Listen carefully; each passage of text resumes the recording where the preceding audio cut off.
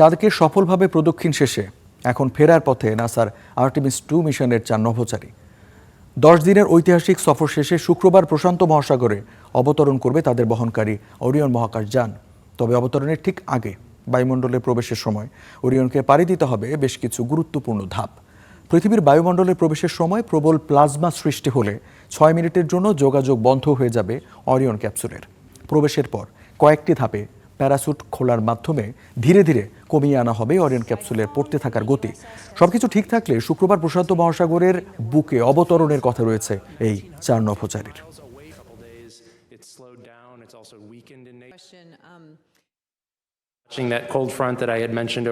আমরা 4 লাখ ফুট উচ্চতায় বায়ুমণ্ডলে প্রবেশ করব, আর তখনই আসল চমক শুরু হবে। বায়ুমণ্ডলে প্রবেশের 24 সেকেন্ড পর মহাকাশযানের চারপাশে প্লাজমার স্তর জমে যাওয়ার কারণে আর এতে যানটির সাথে 4 মিনিটের জন্য আমাদের যোগাযোগ বিচ্ছিন্ন হয়ে যাবে। পুনরায় সংযোগ হওয়ার পর ওরিয়ন খুব দ্রুত নিচে পড়তে থাকবে।